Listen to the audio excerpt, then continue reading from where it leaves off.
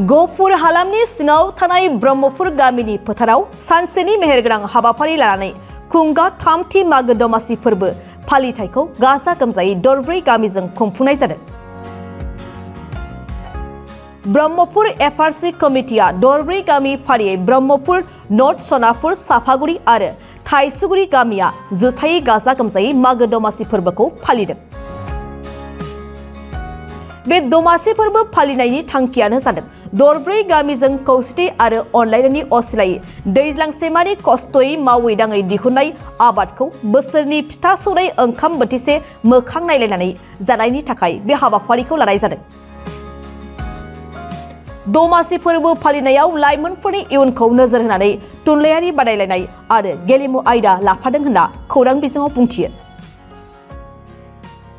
जोंनि बे ब्रह्मपुर एफआरसिया बे मागो दमासि फोरबो खुंनाया दिनै थामथि आगान सुरबाय। बेखौ खुंनायनि गुबै मोन्थोरानो जाबाय जोंनि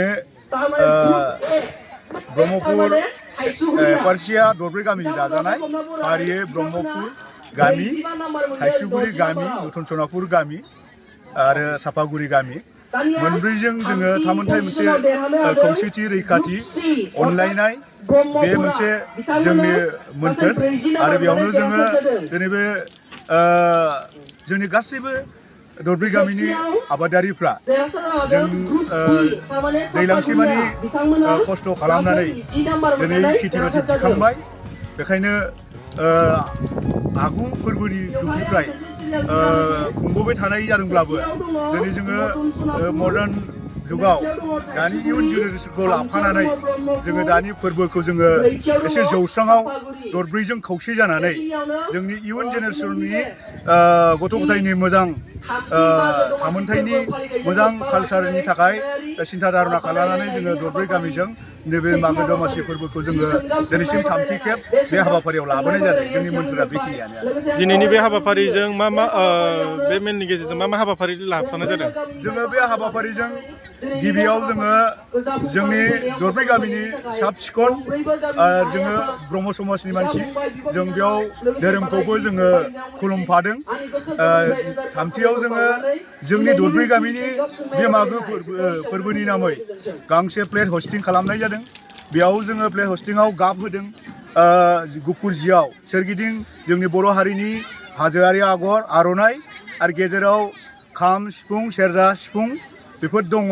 जोङो गोदोनिफ्रायनो बर'नि गामिया बा बर'नि कालसारफ्रा बे खाम सेरजा सिफुं बेफोरजोंनो जथा बेफोरजोंनो गोमनायखाय जों बेखौ लाफादों।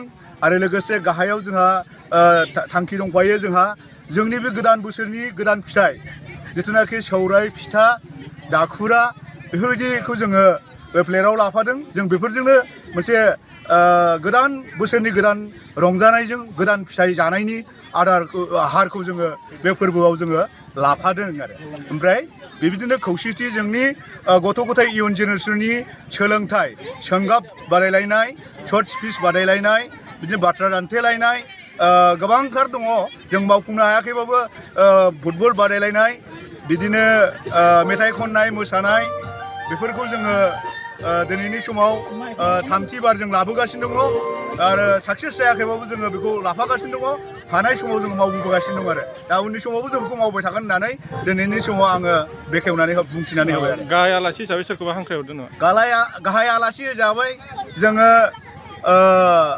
AP अरुणाचल प्रदेशनि पापुमपार डिस्ट्रिक्टनि नाबाम निखि नाबाम बाबुखौ जोङो लेंहरनाय जादों आरो बेयावनो जोंहा थांनाय नैथि बाराव हांख्रायनाय गाहाय आलासि हिसाबै हांख्रायजानाय बे नैथियाव बेबो जोंहा पापुमपार डिस्ट्रिक्टनि दैमुगनि इउनिभार्सिटिनि गाहाय एसिस्टेन्ट अफिसार इतिमध्य मैयानो बिथाङा फैबाय। बिथाङाबो जोंजोंनो थाफागोन आरो लोगोसे जोङो जर'खा आलासि ओनसोलनि बर' साहित्य सभानि बेबायदिनो धोरोम आफादनि बेबायदिनो समाज ओनसोलनि बेफोरखौ जोङो जर'खा आलासि हिसाबै जोङो हांख्रायदों। आरो जोंहा दंबावो खाथिनि ओनसोल जोंनिनो बे जोंजोंनो उन्दैनिफ्राय नांजाबनाय नैबे अरुणाचल प्रदेशनि नैबे कार्बि बस्तियाव जा सासे गाहाय आलासि जोङो लेंहरबावदों बिथाङा कार्बि दा बिथांखौबो जोङो इतिमध्य बिथाङाबो सफैनो हाबाय दा जोंनि हांख्रायनायाव आलासिफ्रा आंखाल गैया इतिमध्य मेसेज हरजोबखाबाय गासिबो सफैगोन होननानै आं दिनै फोसावबाय आरो